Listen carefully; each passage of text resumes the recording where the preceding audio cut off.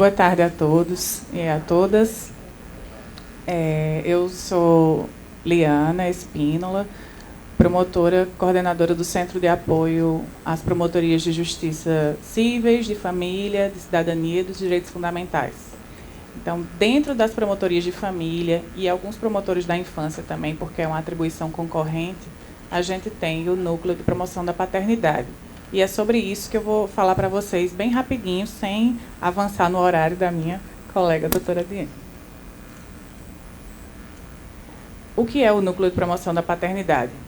Antigamente existia um projeto que se chamava Nome Legal. O projeto Nome Legal foi iniciado em 2011, mas ele deu tão certo que ele se tornou parte da atribuição das promotorias de família e parte concorrente da atribuição das promotorias de infância e juventude também.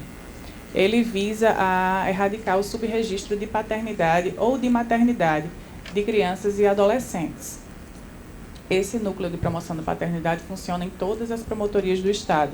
Em algumas, como em João Pessoa e em Campinas, a gente tem um núcleo mesmo formado dentro da Secretaria das Promotorias de Família.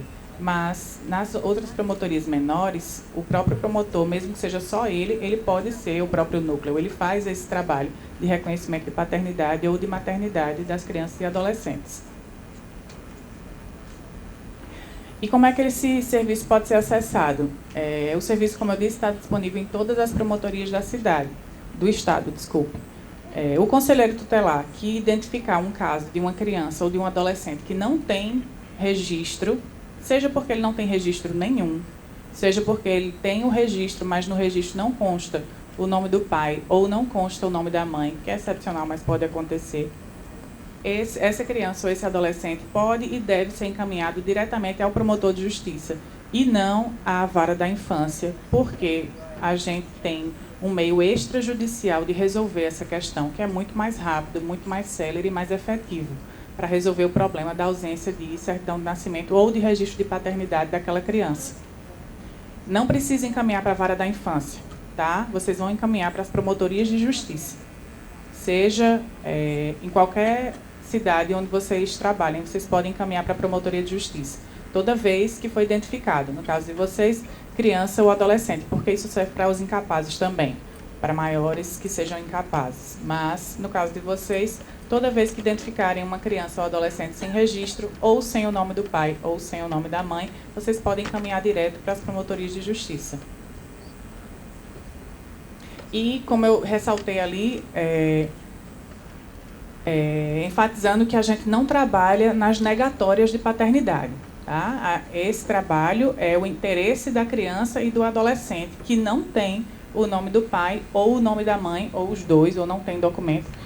E é o interesse da criança e do adolescente que haja a filiação dele no registro. Então, se há um pai registral, se aquele pai diz posteriormente que ele não é o pai biológico e ele quer retirar o nome dele da certidão, esse não é um trabalho feito pelo Núcleo de Promoção da Paternidade, porque isso é um interesse daquele pai, não é interesse da criança ou do adolescente. Certo? Então, esse tipo de caso não deve ser encaminhado. Esse tipo de caso deve ser encaminhado à Defensoria Pública, porque é um direito discutível do pai biológico que acredita não ser, ou é um caso de vingança porque não quer pagar a pensão, enfim, são outras regras que a gente vê por aí na prática. Mas não é interesse da criança ou do adolescente, então não é atribuição do Núcleo de Promoção da Paternidade, ok? O NUPAR em números. 100 municípios paraibanos já foram atendidos pelo projeto, mais de 24 mil procedimentos já foram instaurados, 5.291 reconhecimentos voluntários de paternidade foram feitos de 2011 a 2019. Seja voluntário porque o pai reconheceu independentemente de fazer exame de DNA, ou seja porque após a realização do exame de DNA ele reconheceu que é o pai. Mas tudo isso independentemente de judicialização de ação. Tudo isso foi feito extrajudicialmente. Então, mais de 5 mil reconhecimentos voluntários extrajudiciais de paternidade. É por isso que a gente pede a vocês que não levem o caso à vara da infância. Não é porque eles não têm competência no sentido jurídico da coisa. Eles têm a competência para processar aquilo ali. Mas a demanda da justiça é muito grande e a judicialização causa, às vezes, uma demora para assegurar o direito daquela criança ou do adolescente. Então, é por isso que a gente pede, é por isso que eu vim apresentar para vocês aqui, que algumas pessoas já conhecem, mas outras não conhecem, o trabalho do Núcleo de Promoção da Paternidade, que é encaminhar diretamente às promotorias de justiça, sem passar pela vara da infância. 3.617 exames de DNA foram realizados em parceria com o Hemocentro da Paraíba até o fim de 2019. Então, esses são os números do NUPA. Até 2019, já cresceram. Em 2020, a gente não para. A nossa parceria com o Hemocentro não tem férias, então já tem mais do que isso daí. Diretamente, a gente tem um meio de agendamento eletrônico de exame de DNA, então é muito célere realmente. A demora que há, muitas vezes, é na remessa do laudo. Primeiro, que é um exame complexo, que tem que ir para fora, para poder voltar, e depois porque a demanda do próprio Hemocentro é muito grande. Então, não depende do Núcleo de Promoção da Paternidade, depende da demanda do Hemocentro, às vezes, o retorno do exame. Mas, mesmo assim, ainda é muito mais célere do que a judicialização dessa causa. E como é o nosso trâmite? Vocês identificam, vocês funcionam como porta de entrada. Vocês identificam a criança ou adolescente que não tem filiação no registro, encaminham essa criança ou adolescente com ou sem o responsável para o MP. A gente ouve o responsável, se for o caso, ou quem puder contar a história daquela criança, se for o caso também. A gente ouve essa pessoa e a gente vai atrás do suposto pai. Quando a gente chama o suposto pai, a gente pergunta: o senhor reconhece que é o pai dessa criança de livre e espontânea vontade ou tem interesse em fazer o exame de DNA? E aí, dependendo do caso, pode haver o reconhecimento espontâneo ou o agendamento de DNA. A partir daí, se houver o reconhecimento espontâneo, diretamente, a gente já manda emitir a nova certidão de nascimento da criança sem custos para as partes. Se tiver necessidade de fazer o exame de DNA, a gente faz o DNA. Quando retorna o exame, DNA dando positivo, a gente faz a nova certidão de nascimento sem custos. No caso de negativa do pai de fazer o DNA e de reconhecer... Aí a gente judicializa. Só aí a gente judicializa. Mas tudo mais a gente faz extrajudicial. Tem alguns casos também em que a gente faz o exame de DNA, o DNA dá positivo e mesmo assim ele não reconhece. Aí a gente judicializa também. Mas esses números todos que eu falei para vocês foram de casos que não foi necessária a judicialização. Mais de 5.000 casos que a gente resolveu sem judicializar, de uma maneira muito mais célere. Esse foi um panfleto que a gente fez para divulgar, porque a gente trabalha com essa parceria com o Hemocentro e muitas vezes as pessoas não sabem exatamente como se dirigir ao Hemocentro, porque a gente faz as parcerias. Lá em Campina Grande, por exemplo, a gente tem um ônibus que sai do Ministério Público uma vez por mês para trazer as partes para fazerem os exames aqui no Hemocentro. Então, a gente tem parceria com o Hemocentro, a gente tem transporte, a gente tem tudo isso, para que as partes venham sem custos fazer os exames aqui. Então, esse foi um panfleto que a gente fez, porque as partes muitas vezes não sabem que não precisam estar em jejum, que doença ou tratamento médico não impede o exame, que o uso de álcool e outras drogas não influenciam no teste, que o teste pode ser feito em qualquer idade e que o exame só não pode ser feito em quem se submeteu à transfusão de sangue nos últimos 120 dias. Então, isso é um impeditivo. Se vocês já souberem disso, tem que informar a parte que ela vai ter que esperar para fazer esse exame de DNA depois desse prazo.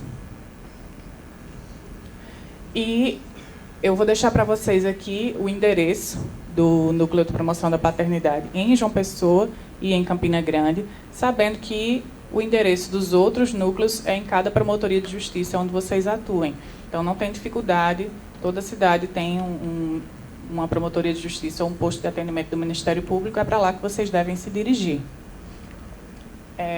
Basicamente era isso, sem entrar no tempo da minha colega, só para realmente promover esse trabalho do Núcleo de Promoção da Paternidade, dizer a vocês que estamos à disposição e que precisamos da parceria de vocês para que esse programa dê cada vez mais certo. Já pode mandar por e-mail para vocês. Pode mandar.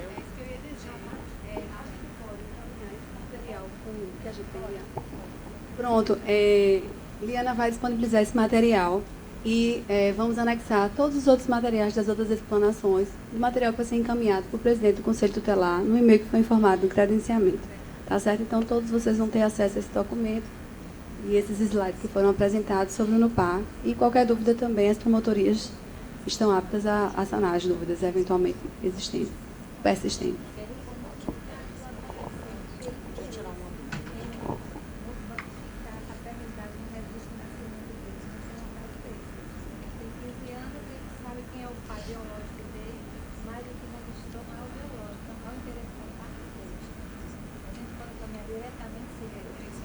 Defensoria. É.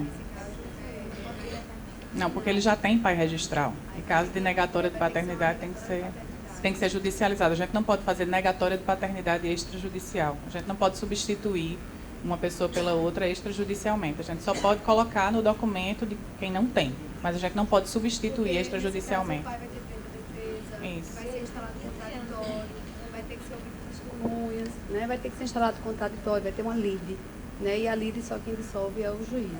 O Ministério Público não pode dissolver a lide porque o pai provavelmente vai refutar, vai ter que haver prova. É que são várias e várias questões envolvidas aí. Existe a socioafetividade. Se houver afetividade entre as partes, esse vínculo não pode ser desfeito, ainda que seja biológico. Então, tem várias coisas a serem discutidas.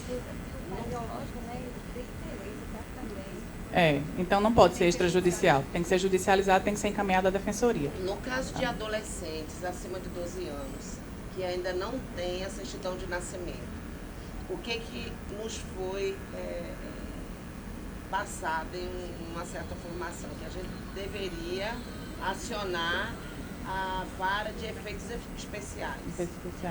Nesse caso, a gente pode... Mas aí a gente pode procurar também encaminhar... É outro meio, mas nesse caso de menor sem documento nenhum, eu aconselho mais vocês a fazerem o encaminhamento à vara de efeitos especiais, realmente.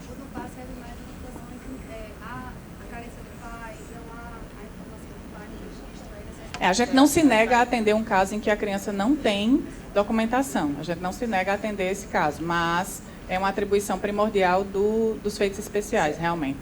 Tá? Obrigada, Liana.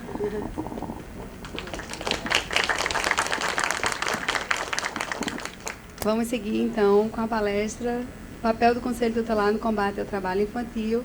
A palestrante é a doutora Maria Edilene Lins Felizardo, procuradora do Trabalho, vinculada ao Ministério Público do Trabalho.